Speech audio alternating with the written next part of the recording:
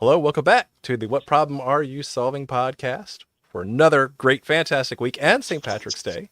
So, top of the morning to you. Hope everyone's wearing their green, or else you're going to get pinched. I'm looking at you, Ty. So, with that, hello and good evening. We found the green post-it note. We're good to go. That counts. I'll allow it. It totally counts.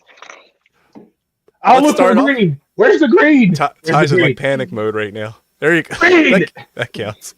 If it's within arm's length, I'll allow it. All right. So on this fine St. Patrick's Day, Adam, what problem are you solving this week?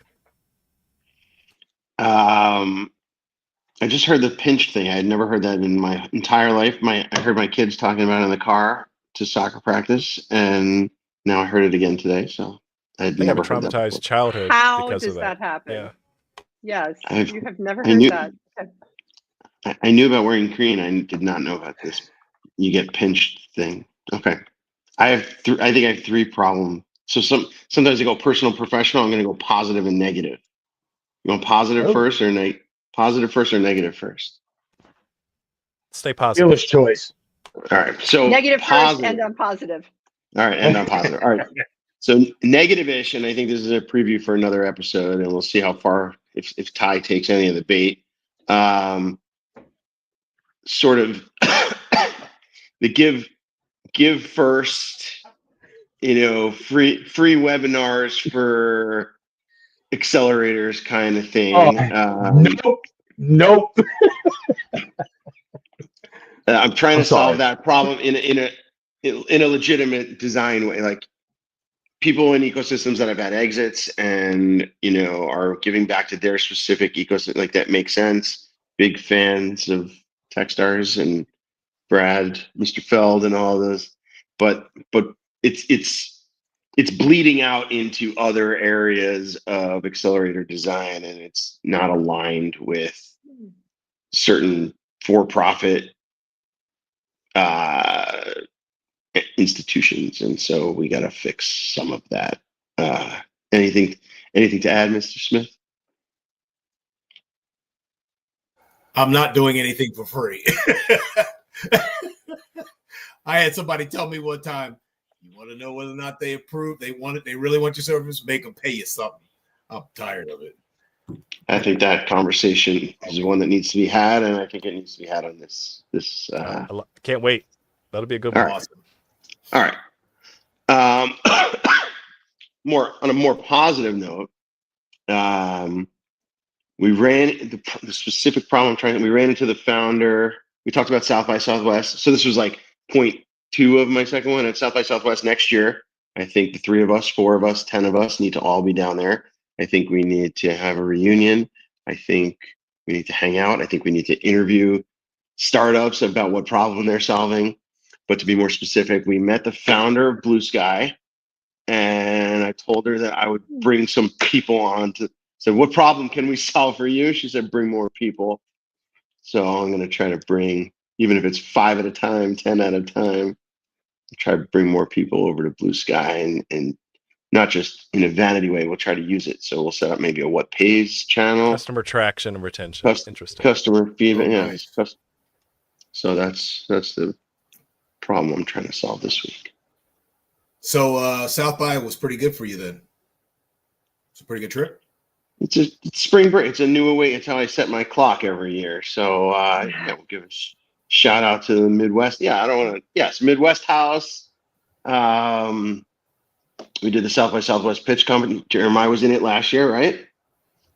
He was in the student. Yeah. So Yep. Between those two entities, it's a good couple days. Good. Cool. Ty, how about you? What problem are you solving this week? So I'm on my own from Saturday to Saturday. My wife is on spring break, so she went to support her sister, hang out with her.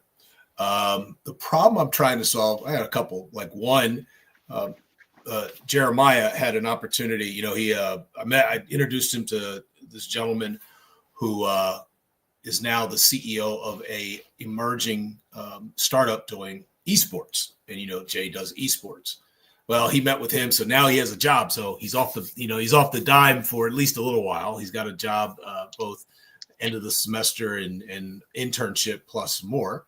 But he is he got a scholarship to study abroad with this organization called Gen G, Seoul, South Korea, for 3 weeks to go and study the business of esports.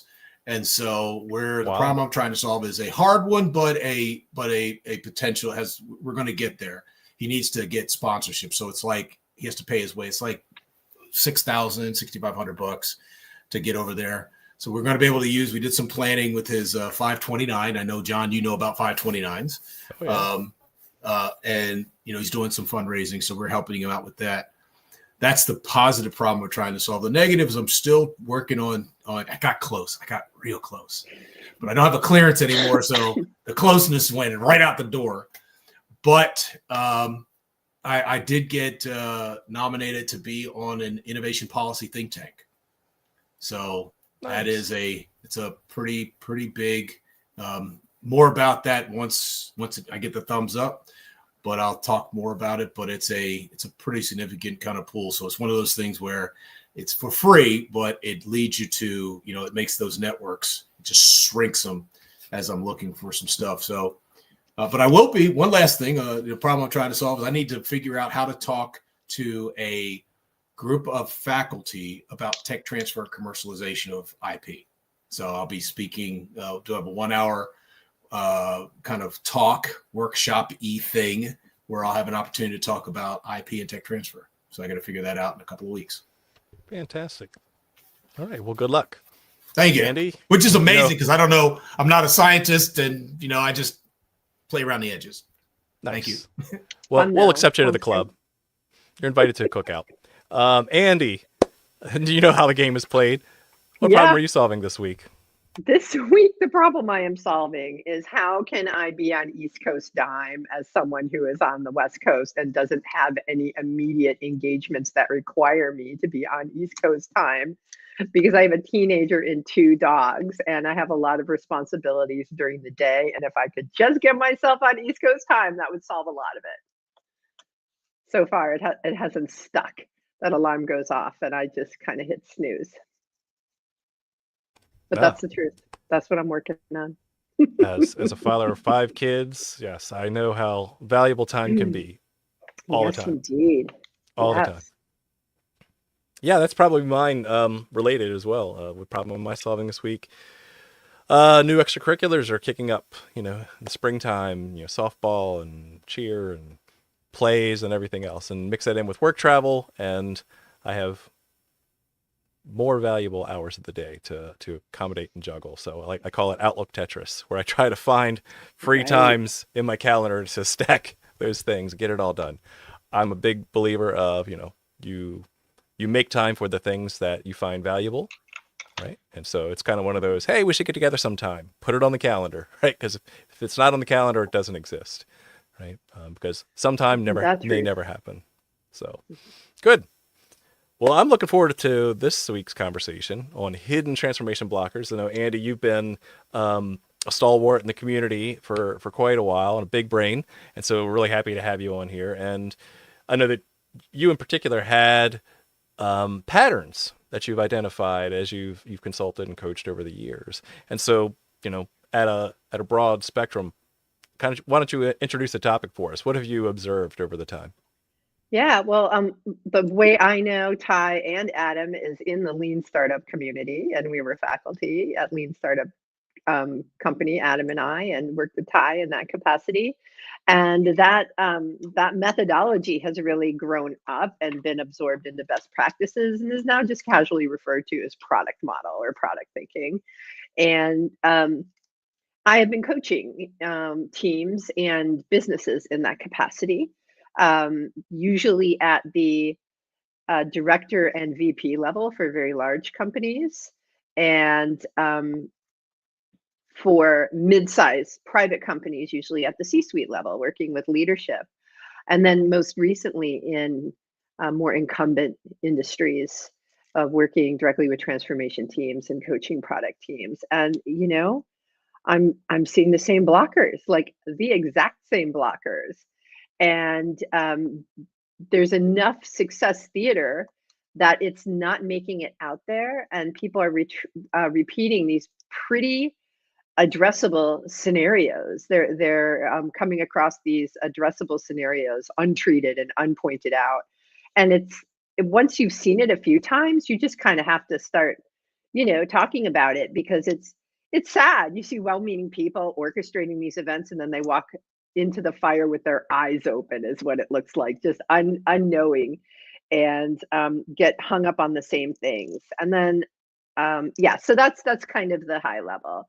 And I've identified 4 of them with my colleagues. And so Well, that's I think fascinating it's because a good thing to talk about. I'm glad you brought that up too, because I think, first thing comes to mind is one of my favorite Oscar Wilde quotes is experience is the name we give our mistakes. And I think those who have more experience, especially by changing jobs, changing clients enough, you start to see patterns over time. And I recently made a major career shift right around the COVID timeframe. And as I started, supporting this other client, they were like, well, we're special, we're unique. And it only took 3 weeks for me to say, this is the exact same problem. You just have a different term for it, a different person in charge. But I've seen this exact pattern before. And here's what we did to try to fix it over there. And lo and behold, shockingly, we were able to fix it over there. Isn't it nice to have a playbook and a heads up? Yeah, right? exactly. Yes, why not? And so, Yeah. So what's the first one on your list? What is the first anti-pattern or hidden transformation blocker? The first, I have organized them in the on a timeline of when it starts to interrupt you. So the first one that will interrupt people is that there will be PMs who don't or won't engage in the process, and you don't have any heads up about it. And it's you don't even realize it's happening until it's too late, because what it looks on the outside is calendaring issues and missed emails and well-meaning missed emails and things of that nature. And as a a decent as a professional, you don't you give people leeway, and Sure, you benefit give of the people doubt, the right. benefit of the doubt, Right. of course. But then what happens is that a month goes by, and you still haven't been able to meet with or the well, because okay, so let me back up a little bit and just talk about what has to be done before you even start. Like, people will try to, let's say it's so well-meaning people will be very excited to get a transformation effort going in their organization, because they see the speed to market is slower than the competition, and they're in an incumbent industry. Everybody, the numbers are out, the reports are out, the gap is widening. If you're in an incumbent industry, those who are adopting the product model are having a shot, and the gap is widening. Those who don't are going to be eliminated, basically, or consolidated somehow. And the people who start this work in their company, they've done their homework. They've been seeking an opportunity to lead the parade and not be by the sidelines. And it's actually a tremendous amount of work. People are software teams are completely rearranged into a different taxonomy, into squads, and there's outside vendors selected so they can have coaching support. And all of this takes so much relationship building with other people in the organization and up and down the org chart. So it's a tremendous amount of work. And then they turn the key and get rolling. And then a month in, the coach from the vendor that they've brought in will say, I still cannot get in touch with this PM, and we don't know what's going on. Interesting. And that's a really bad way to start. So here's what's happening behind the scenes, though. When a month goes by and you still can't track down this PM, and they've been giving you all of the signals that they're very excited to be part of this process. It becomes clear after you see this in a few companies that when teams are restructured and people are retitled, especially in regulated industries, what does that usually mean? Like, what would that mean to you guys? Like, you've got coaches coming in, we've restructured teams, don't worry about it, everything's fine. What it usually means is it's an intervention to correct underperformance. Right? I mean, Yeah, we've all been exactly. around the block a few times, Mhm. but so people roll this out When the in a Bobs transformation come in to consult product the model. company. Yeah. Exactly. They're like, I'm fine. I don't need a coach. What's happening? And what's going on in their heads is like, why are they giving me a coach? Should I be nervous for my job? So that's the first one. Thoughts, Ty, Adam. Have you seen that? Yeah, for me, a lot of this boils down to the psychology of the organization. I told you, Andy, there's a lot of this is freewheeling. You have the engineer, you have the startup guy, and you have the philosopher, kind of psychologist part of this team. And that I had and what it makes me think is not necessarily about timing, but I am thinking about the psychology that a cousin of mine is a former executive with Ford. He now is a pastor, and he said that organizations, particularly in non-financial organizations like mission directed churches, whatever, the leader will come in and will do whatever the leader needs to do the organization to fit the construct inside the leader's head.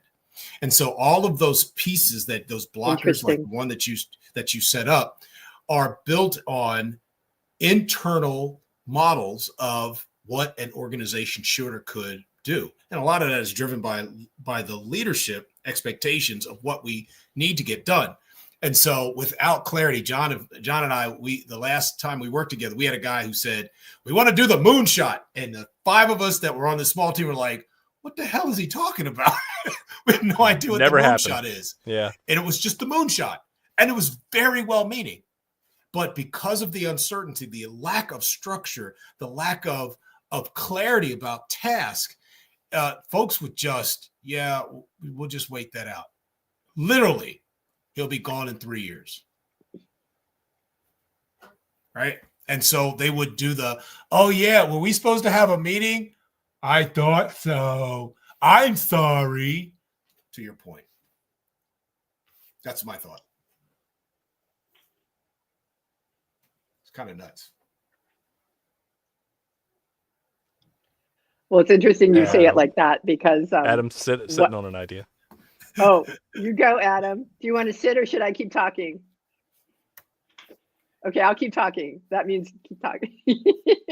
So there are 2 personas that that this fits with, because there are 2 key people who are in the position to be this PM. One is retitled project managers. Like in these companies, it's almost always that they take the project managers and then they retitle them, but they don't really let them know the differences in the job that has almost the identical title, product manager and project manager. So it's a pretty specific reorientation towards the work.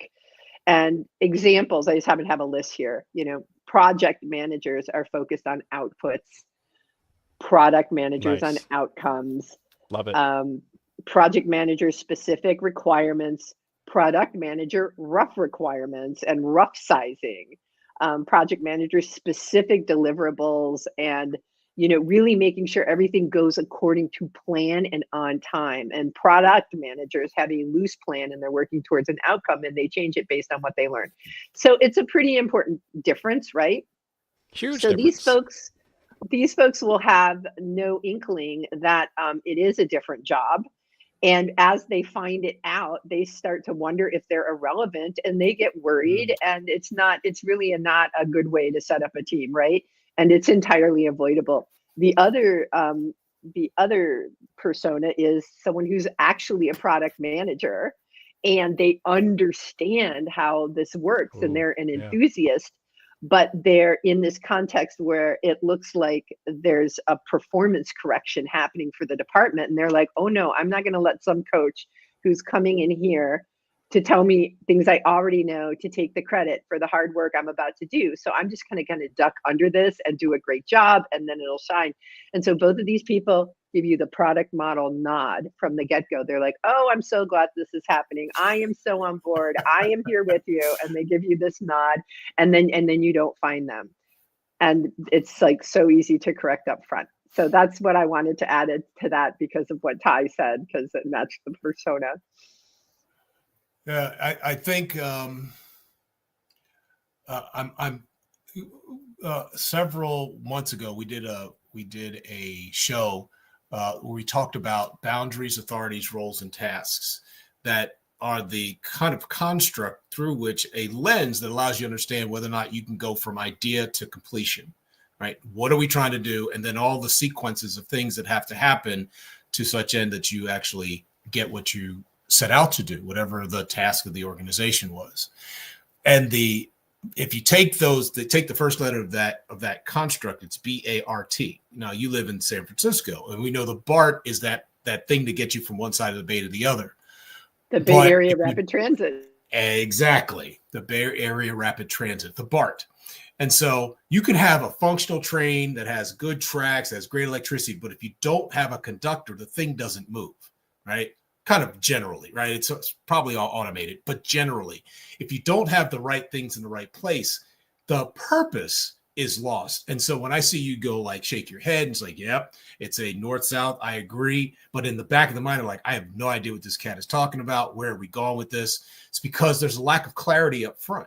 That's my ingoing hypothesis. Absolutely. You don't have really clear boundaries, clear lines of authority, clear notions of what the roles that we take up. Really, so you talked about the product, the outputs versus outcomes, right? And what do you think about that? And that comes down to what is the task? Do we have really no clear understanding of the task? I actually introduced this to the team that I was on with John, and you asked them, it was mind blowing. They were like, whoa. And so the examination going in was like, where's your boundaries? Well, if only they would, and I don't know. Oh, okay. We got to get this squared away because it's about time, task, territory, resources, roles, and responsibilities. That's clearly, you define what that is. And so you don't end up with these. You get to unpack some of this stuff right up front. Now, Andy, do you want to tell us how you solve those, or you want to leave us in suspense to the end? The folks who are setting this up in incumbent industries of companies, of large companies, like we're talking, you can think incumbent fintech, you can think incumbent health companies, like that's the type of thing we're talking about. These are usually enthusiasts who will do a lot of brown bag lunching up front to make sure that everybody's signing off on the roles and responsibilities. Like, this is my experience where they'll be like, okay, the project manager is going to be a product manager. We need this, analyst. We need all these things. And then everybody signs off. It's a tremendous amount of work. But then the second blocker happens, which I do think is related. The teams have trouble starting, and it just looks like it's churn. And it's actually, well, I'll tell you what it looks like on this outside. So all that work is done up front. The squad has their product domain. It's all very clear in the product taxonomy, and weeks go by without a roadmap. And then the leadership who's kind of endorsed this and been behind the scenes, like, yeah, we'll work with you. This is a good idea. They will start to suspect that there must be underperformers on the team. And that's not what's happening. What's actually happening is that the marching orders and the business objectives are really unclear. And this is another kind of side problem that I have not worked recently with an organization that has clear OKRs that ladder up to business goals. They're very broken. And I'm sure you all have seen this like way too much. and these teams that don't have a roadmap but have their domain all mapped out and their roles really clear, they have tasks like be a best in breed user experience for mobile. It's like, that's not actually an OKR, or switch to this new platform. Oh my gosh. Like, Yes. that's not an OKR either. So, Yeah, and there Ty are and I ways have to get around this. There are no. ways to get That's around this. again. We're reacting because you hit the nail on the head. You obviously It's have a been bad there, therapy seen it session. before. I'm sorry, you guys. No, it's This is great what I got because today. So how do you because it take could that still. specific one and turn it into an OKR? What would you literally do? Well, I'll tell you what comes to mind is that as because first thing I thought of when I heard some of those loose objectives is all the many hours of conversations Ty and I have had about strategy, right? And when you look at like good strategy, bad strategy, there's a lot of fluff, right? Do Love that gooder, book. right? It's be better without defining what better looks like, right? And so you leave this Or the really shots on goal you're going to take to get there and see if they work or not. And then this would it work. and go exactly. And why haven't you done anything to be more gooder to get to that moonshot? Like, holy smokes! Like, you have not defined any clear sense of direction that we can actually show some demonstrable progress for. And so, yeah, no wonder we're going to spin wheels. So, Andy, one of the things fascinating. that we would say is there's a Richard Rumelt, and the other guy is Roger Martin. And Roger wrote a really good HBR article. It's very simple as a scientist. And I think it was both Roger and psychological safety. What is her name? I'm losing her name right now. She wrote Amy all this Edmondson. stuff. Amy Edmondson. Both of them are engineer science type.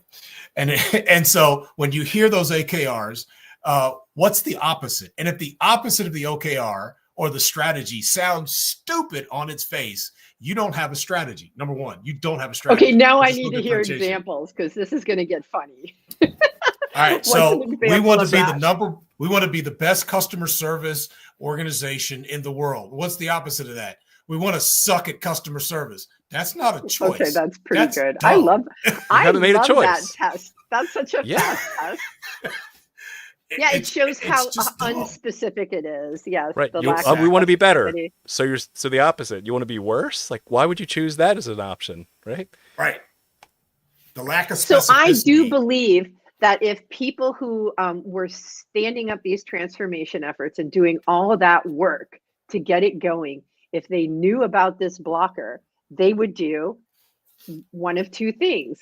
One, hire someone like, one of the folks in these little rectangles here to run an OKR workshop with whatever level of leadership has the gap. And I it would agree. be 2 sessions. It would be 2 sessions, and it would be an amount of money you could probably put on a card and not even have to get much approval for it. And then Well that said. problem would be bypassed.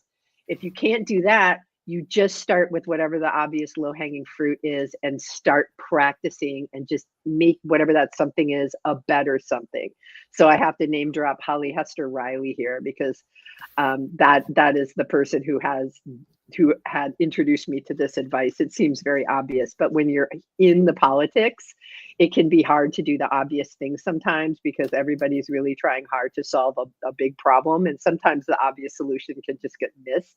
But just start with something and then gather the evidence to make that a better something and a better something. And all of a sudden you've got squads practicing product model in ways that are not hurting their business. There she is, Holly Hester Riley. She's a good one to know about. Product Science Group, excellent small firm doing this work. And I cannot say enough the need to use small consultancies and small operations of people who have been doing this work and love it.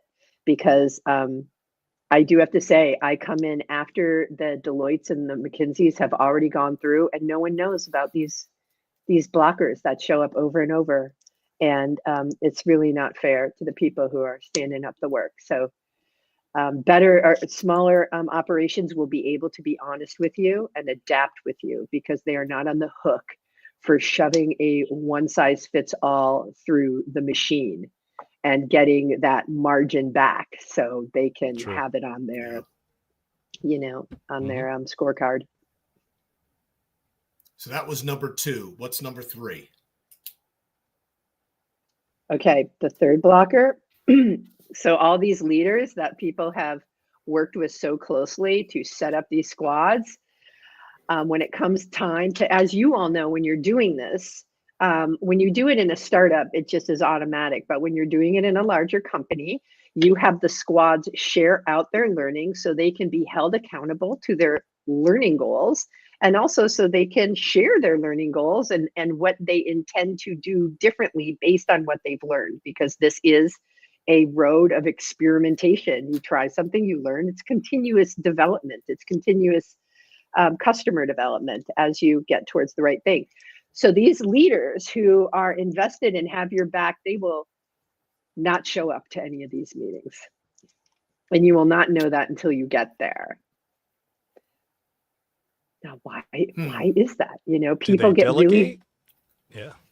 Well, here is what I have seen. So because I've seen this in several settings, I can be pretty sure about what it is.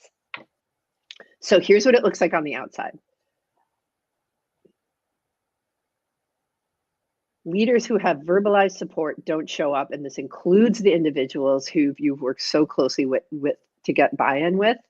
And what's happening behind the scene is that they will cancel the meeting for literally any business as usual conflict. And you were talking about Outlook Tetris. You know what it's like. I mean, people are routinely triple booked, and you have to make a choice. Yep. And what ends up happening is that people at all levels of the organization will default to business as usual activities. It is the safe thing to do, and it apply. And even the people who say they're going to be there don't realize that they're going to do this. Like, they do mean to be there, but then the day comes, and it's nothing personal, but there simply must be a very, very compelling reason to depart from the expected norms, or else you're causing trouble for no reason. And why are you going to do that? So there are ways around all of these. So maybe before we're done, I'll go through the hit list of what you do to get around these, because right now I'm just calling out the problems. But the point is that if you are standing up something like this in an incumbent company, you should expect these things to happen, because I'm never not seeing them happen, which is why I'm talking about it. Like, in incumbent industries with regulations, this is what happens. You know, it's interesting. The organization that John and I used to, where we first met and we used to work in, the first, I don't know when you came in, John, but he eventually became the director of national intelligence. His name was General James Clapper. And Clapper he became the director of the agency 3 days before 9/11. I mean, literally 3 or 4 days before 9/11. So he was an Air Force general. He's like a 3-star at one point. And so he had really significant pieces of the national security enterprise that he was taking care of. So he jumps in and creates this brand new organization 3 days before 9/11, and the world goes to hell. And I got this confirmed that he said, I wish there was an emergency all the time because people could get stuff done. Right? You know, because there in is that emergency, they know what to do. They overcome these blockers because now they have a target of opportunity or a direction that isn't based on the hippo or the zebra or whatever the other management animal there is that might be out there, right? And they must ruthlessly prioritize all of the Ruthlessly, yes. Exactly. Good word choice. Yes. Exactly. And at some point, the problem is, though, and I think that this is where you're going, and what I love about what you're saying is that your cortisol levels can't tolerate that level of pace. You would literally die. You would high blood pressure, renal failure, heart disease, all that stuff, because you literally can't handle it. So how do you create a system that has that capacity to do that kind of pace, right? I think that's why so what you're much talking of about this is cultural. Yeah, so much of it is cultural like that. Mm-hmm. Exactly. And I think it's important. I mean, these are like important pieces. When I wrote down, you said shared learning. The part that I wrote down, and I'd love to hear your thought about this, is an adult anxiety about change. The anxiety associated with learning and adaptation that adults don't do well, grown-ups don't do well. Ooh, Love to hear your interesting. thoughts. What do you? I heard a ooh. What do you mean? Well, so it just so happens Uh-oh. not many people know this. I was looking to see if I had the book here, but there is a book called Driving Outcomes. It's pretty new. It is by one of the founders of IBM Garage, Blue Garage. Is that what it was originally called? But it's the you may recall that I think that Janice Frazier worked with IBM and helped them playbook setting up this lab. And one of the co-founders of that has recently written a book about cultural blockers that she has seen. And she calls out, because this person is also kind of a, like there's amateur astronomers. She's like an amateur neurologist. She's an amateur neurologist and knows a lot about brain science. And so she was able to clock what's happening kind of in the hippocampus versus the amygdala and the stressors that puts on people. So she's kind of mapping that to these kind of issues that happen in the organization. So the book is called Driving Outcomes. It's available on Amazon. Awesome. We'll have to. So check that sounds like a person, gents, that we have to go in. Andy, could you make because we're going to go talk to Janice. I'm going to get Janice on the show. On the show. Well, also talk to this person. I can maybe put in a good word for you because she is my sister. So she'll talk to you. Wait a minute. The person that wrote the book is your sister? Yeah, she's my sister. We're both kind of in different sides of the same industry. She was more, there it is. So she is more in the, she was very much in the design thinking. And, I hope she writes a book on neurodiversity as well, because I think the neurodiversity that runs in our family allows her to have a very different approach to how she does the work. So she wasn't in the lean startup community, but she has a very Sarah branded way of running design workshops and working with leaders. And she's worked with, some of the biggest brands, and she just is pretty amazing. She was at Inside Out Innovation Summit this year. I don't know. She has her talk. She's did a talk there that talked about the brain science of it all. We'll have to tap on your shoulder. Come and get your sister on the show. I think so. Yeah. All right. Number four. Okay. So number four. And this is the one you expect, right? Stage gate pushback. You're in a regulated industry and you're doing your product model thing with squads. And then all of a sudden what happens? It's like, oh, we got to talk to customers. Well, there's a whole UXR department that is going to be really upset when they find out that you're just talking to customers willy-nilly, And so here's what this looks like on the outside.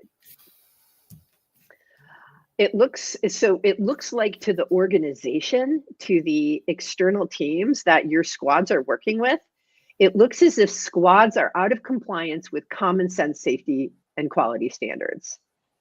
And some examples would be, and these are examples I have seen, user research team is alarmed when they find out about a squad's small batch customer interviews, because these UXR teams, not only are they creating these giant mosaics of like these personas and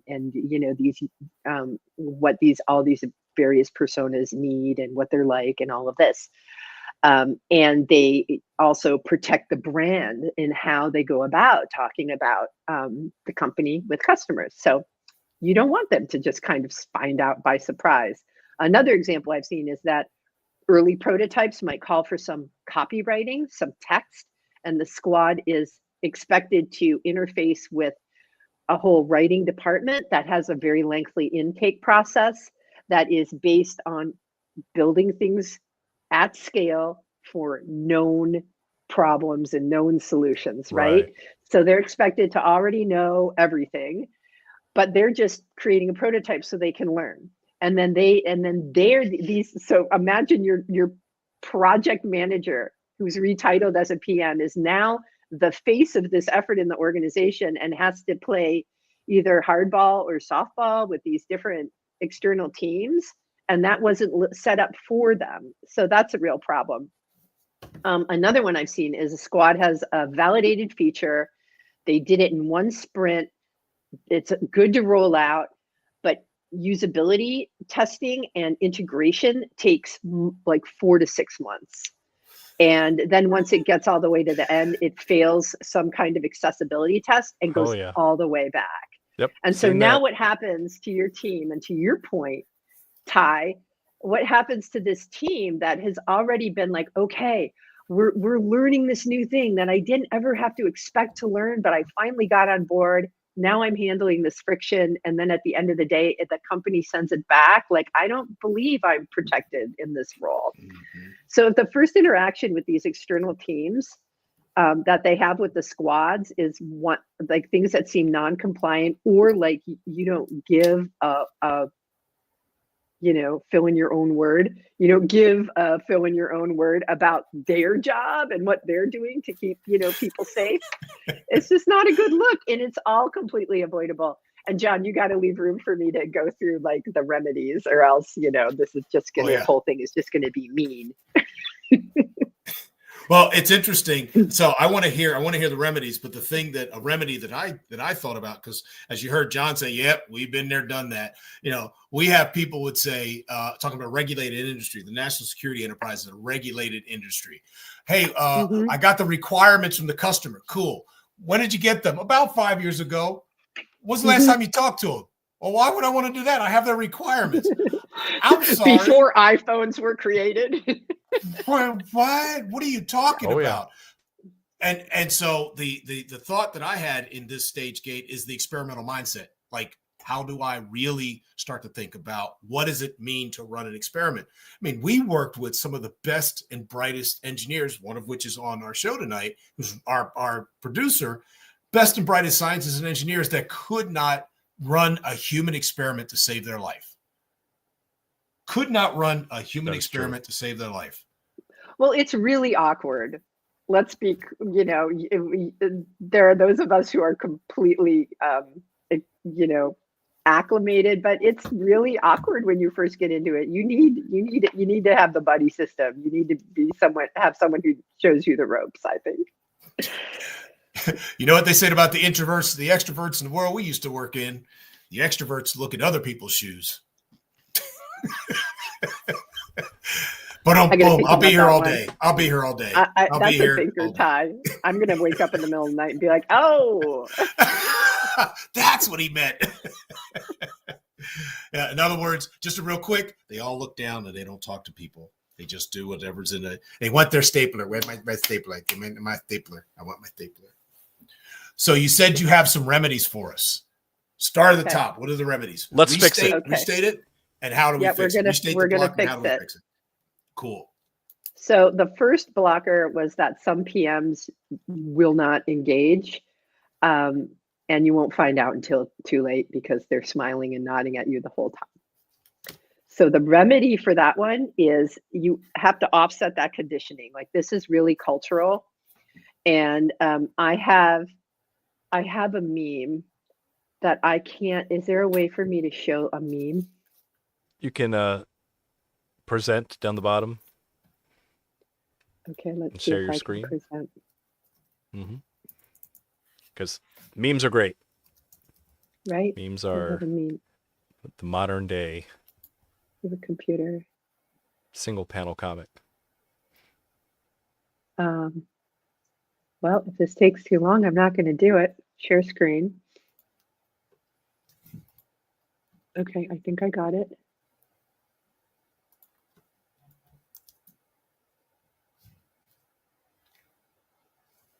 Well, this is horrible. We have such dead air now. That's good. You need space. You need space for this stuff. Yeah. Okay. I'm going to ask you to imagine Boromir from Lord of the Rings saying, one cannot simply walk into a regulated industry with a culture of escalating abnormalities and expect retitled project managers to feel safe learning on the job just because you said so. It might be the longest thing Boremore's ever said in a meme, but I have to tell you, it's on point. It's so true. It's very true. The remedy is that for both those personas, you have to communicate early and often, one-on-one. You have to understand that this looks as if it's a performance related issue, and that everybody's, on their way out. You have to communicate early and often, speak what is unspoken, and emphasize the necessity of squads engaging as cross-functional teams, what that looks like, and ensure their safety, and talk about how you've actually talked to these external teams as well and gotten them involved, which we'll hit later.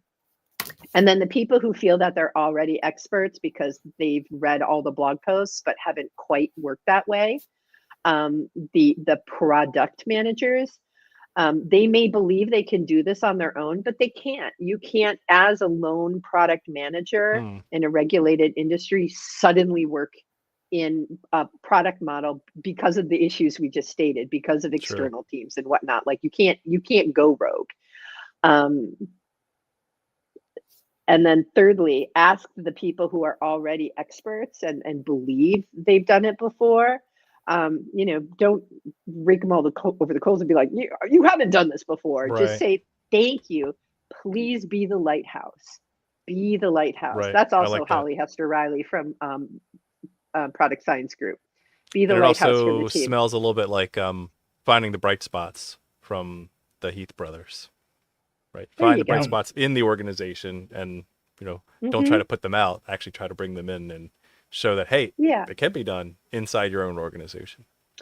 And, in the height of bro culture, which in San Francisco, I think was in the mid-teens, there was a lot of blustering and cowboying around and stepping on toes. And that's how we learned that if you set up these special accelerator groups, that then they get frozen out. I did a talk in 2017 about all of those problems. Like they get frozen out as like the special people who get the playground, and there are a bunch of children over there. So we learned that lesson. And now we just have to really roll with people's strengths and smooth the way in front of them. So that's how you deal with the first blocker. The second blocker is churn and trouble starting because of a lack of OKRs. So I think we actually covered this one a little bit. Close the strategy gap with an OKR workshop or two, and it's going to pay such incredible dividends. And if you can't, just start with something and then make that something better. Yeah, low-hanging fruit, show results, get those small wins. Absolutely. Yeah, something that's not stupid, and then what the metrics are now. No, so you're not ruining it. And just I'm glad you mentioned that, because when we say start small, human nature is to start with something like not specifically, it's tangentially related to the business or to the product, and like, well, that way if it fails, it's over there. It's them, not us, right? But you want your pilot project, you want your first entry, you want your MVP to actually be something that, while it may be lower impact, it's still part of the mission, still part of the primary vision for the culture. So I think it's a really good point. It can't, like, you summarized it much better. It can't be stupid to start with. I love that. Yep. So definitely pick something that it is an effective small win. I would for sure, and start learning. If I could foot stomp this idea of strategy, I think it is completely underappreciated. Mitzenberg talks about the difference between strategic planning and strategic thinking, right? And I think that what you're talking about is the strategic thinking, because we devolve into strategic planning. Well, all I got to do is, particularly in highly regulated industries, all I got to do is this and it should work. Well, you don't know what exactly. you're doing. And the large agencies really, I think, underscore that with their turnkey solution. Yep. And Yep. I think a lot of that material, because I see the decks, and it is, highly repurposed. It's highly edited by the B team and sent off. So it's not a one size fits all. It really isn't. Yeah. It's funny. I don't know if I could have ever worked for a McKinsey or whatever, because I always felt like if it's as easy as you tell me what your problem, and I walk over and I just pull it off the shelf and here, do these 4 things and everything will be fine. My training was like, particularly my graduate school training, was not that, because there are human anxieties, humans' hopes, humans' desires, humans' frailties that are not that can't be boiled down into a prescripted outcome, or here's a prescription and take this pill and you'll be healthy, you'll be happy, your organization will work. So I appreciate that solution. That's pretty cool. Yep. Number 3. The leaders you've been working with will not come to your share out meetings, even though they said they would and they have your back, and they were sincere. They weren't lying. But here's the best way to get around that is you make them sorry for missing it. So these share out sessions, you tell your teams, this is something that will be expected. Here's what we do. You go into your share out sessions being prepared to record it. You have a very tight agenda of what your goal was for that sprint, or the desired outcome, what you tried and what you built, what you learned with that thing you tried, or what the thing you built or what you tried, and then how your plans change based on that. It seems really simple, right? But it is so different than how these meetings normally go, which are usually 40 to 60 minutes, often 20 to 30 people, no cameras on, and everybody goes round robin and gives their update and basically reminds everybody else of what they talked about last time.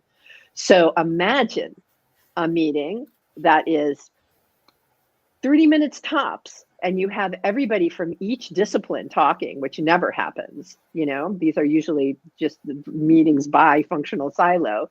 So you have the engineer talking about user interviews, and everybody's chiming in from their expertise, and they're talking about what they learned and what they're going to do next. And then you end with highlighting that you're moving fast. And the leaders who show up to the meeting are able to be part of the conversation and hear this stuff hot off the press. And if you do that and circulate it 2 or 3 times, usually many more start showing up to your meetings, because you're doing something very different. And there are interesting learnings coming out, and people want to start, being associated to that and understand what's happening over there. So that's the best way to handle leadership ghosting. And don't take it personally, because it's the invisible culture that we're all swimming in, right. that and I've just had the privilege of seeing it several times over. So, it's predictable. So it's funny. We had Dan Irely, the gentleman who wrote Predictable Rationality, on, and his whole thing is about behavior economics, and the other part, that was the first thought. The other one is John knows the pain of that long one. He tells the story of the 400-page. Go ahead, 400-page brief. Oh my gosh! Review. For a large agile program, they weren't agile at all. It was agile in name only, and I'll never forget to this day a 449-page PowerPoint deck for one of their sprints. Sprint for a sprint. Yeah, the sprint was 2 to 3 months. Yeah, also something wrong there. That's but noteworthy.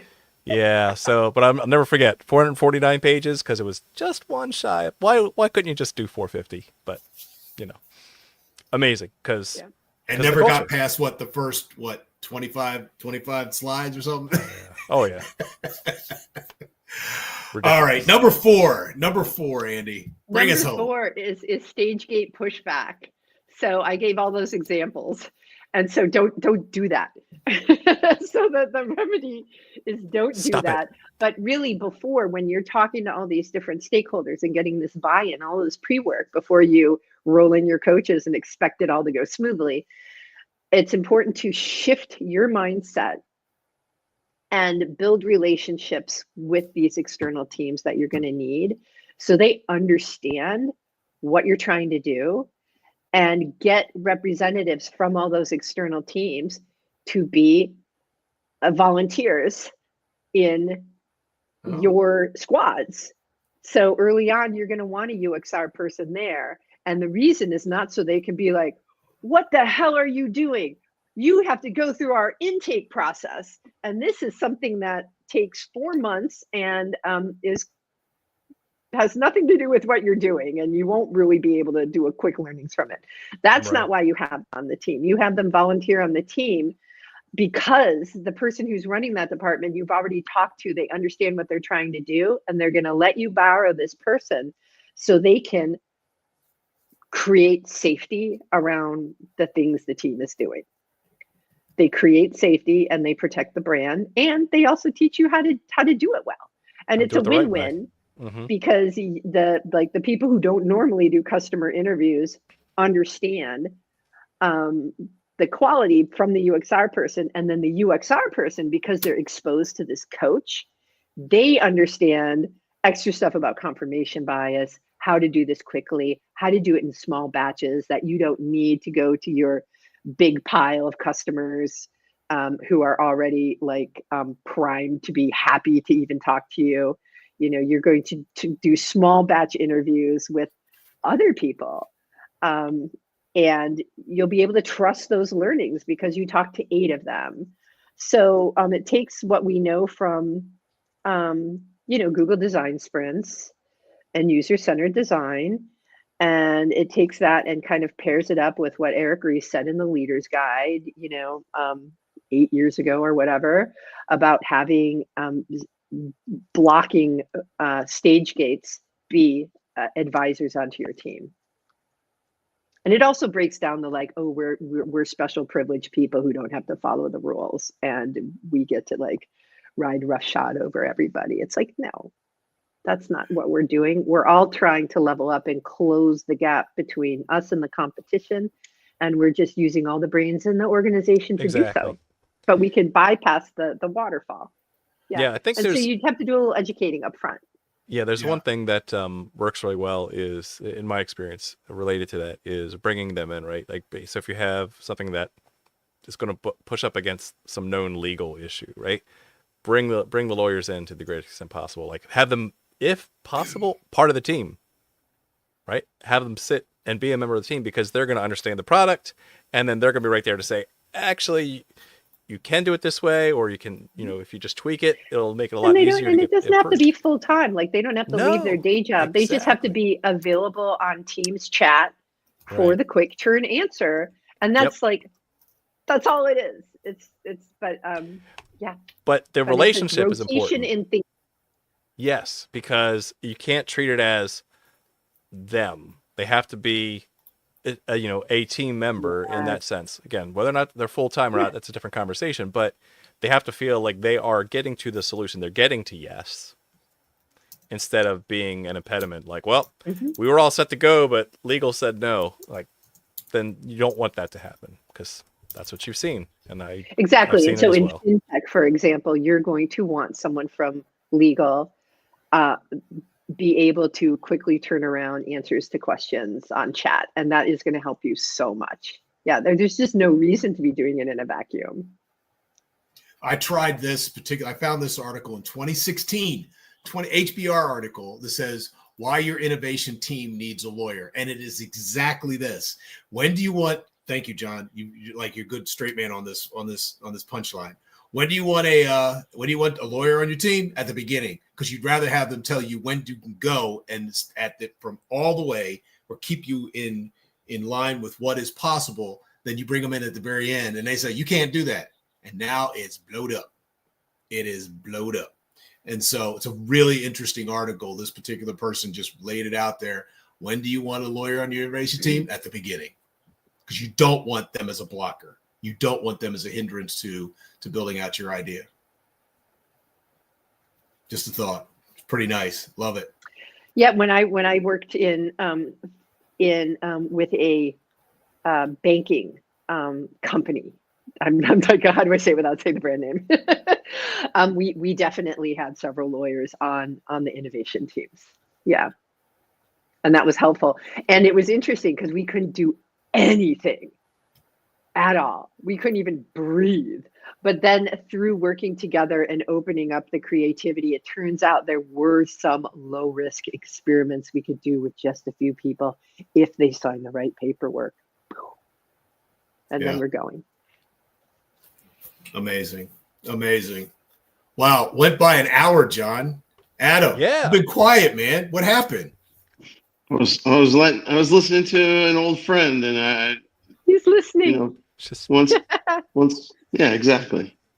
Every time I was going to say, oh, maybe that's AI could do that, or I did this at the agency that we met at. Save it for next week. There you go. Well, it was so great to see you all again. Mm-hmm. Yeah. It was very fun. The hour just flew by. Yeah, it did. Told you it would. You were right. So thank you for laying that framework out. I know it'll resonate with a lot of the listeners and a lot of people that have shared experiences. I know, again, I think you said it well. Some of the things are actually more of a therapy session for us here to hear some of the same pitfalls that you've observed. So thank you very much for codifying those, helping people break free of those, and hopefully not repeating those, because those who study history are less apt to repeat it. So one of the things that we try to do is to say, so who will we talk to? But you've already done that. So we need to find Holly Hester Riley and this fascinating person that you offered up. I think it's Sarah Plattenberg. Sarah Plantenberg. Plattenberg. Yes. Okay. Yeah. So we'll have to figure out how to get one or both of them on the show.